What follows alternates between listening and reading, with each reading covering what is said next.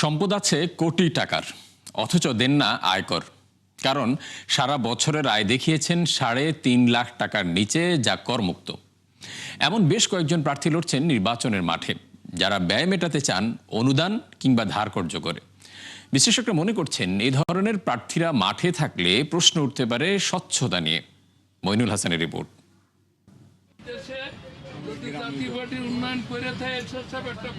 খুলনা এক আসন থেকে মনোনীত জাতীয় পার্টির প্রার্থী মোহাম্মদ জাহাঙ্গীর হোসেন।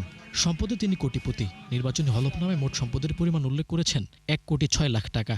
আছে ৩৬ লাখ টাকার একটি গাড়ি। ব্যাংক থেকে নিয়েছেন ৬০ লাখ টাকার হাউস লোন। অথচ আয়কর নথিতে বার্ষিক আয় দেখিয়েছেন মাত্র ৩.৫ লাখ টাকা, যা করমুক্ত সীমার মধ্যে। তিনি নির্বাচনে জিতে হতে চান জনপ্রতিনিধি।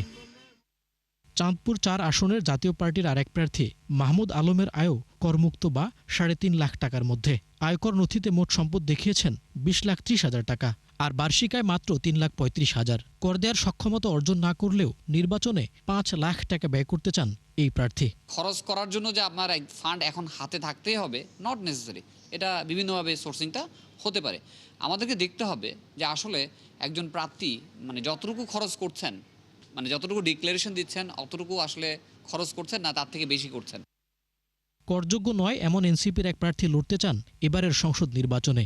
ব্রাহ্মণবাড়িয়া ২ আসনের প্রার্থী আশরাফ উদ্দিন হলফনামায় মোট সম্পদ দেখিয়েছেন ২২.৫ লাখ টাকা, যেখানে ১০ ভরি স্বর্ণের দাম দেখিয়েছেন ১২ লাখ।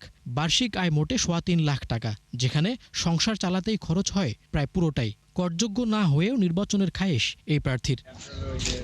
ঝালকাঠি ১ আসনে এনসিপির হয়ে নির্বাচনে দাঁড়িয়েছেন ৩৬ বছর বয়সী চিকিৎসক মাহমুদা আলম মিতু। চিকিৎসক হলেও আয়কর নথিতে বার্ষিক আয় দেখিয়েছেন মাত্র ৩ লাখ টাকা।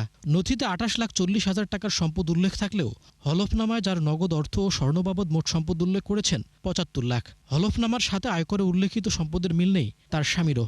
নির্বাচনী ব্যয় মেটাতে নিজ পরিবার ও ক্রাউড ফান্ডিংয়ের মাধ্যমে ১৫ লাখ টাকা খরচ করতে চান এই প্রার্থী। উনি কত টাকা খরচ করেছেন ভার্সেস ওনার কত টাকার আসলে অ্যাসেট লায়াবিলিটি স্টেটমেন্টে দেখানো আছে, এই জিনিসটা জাতীয় রাজস্ব বোর্ড চাইলে ম্যাচ করে নিতে পারে যখন আগামী বছরের রিটার্নটা ফাইল হবে। তাহলে হয়তো কিছু অ্যানোমেলি থাকলে তারা সে বিষয়ে তদন্ত করে দেখতে পারে। পটুয়াখালী ৩ আসনের জামায়াতের প্রার্থী মোহাম্মদ শাহ আলম হলফনামায় মোট সম্পদের পরিমাণ দেখিয়েছেন ৮.৫ লাখ টাকা, যদিও স্ত্রীর নামে থাকা মোট স্থাবর অস্থাবর সম্পদের পরিমাণ ৫৩ লাখ। আয়কর নথিতে উল্লেখ নেই আয়ের পরিমাণ, সেই হিসেবে তারও নেই করযোগ্য আয়। বার্ষিক আয় মাত্র ২.৫ লাখ টাকা হলেও ধারকর্য ও দান হিসেবে নির্বাচনে প্রায় ১৪ লাখ টাকা খরচ করতে চান জামায়াতের এই প্রার্থী।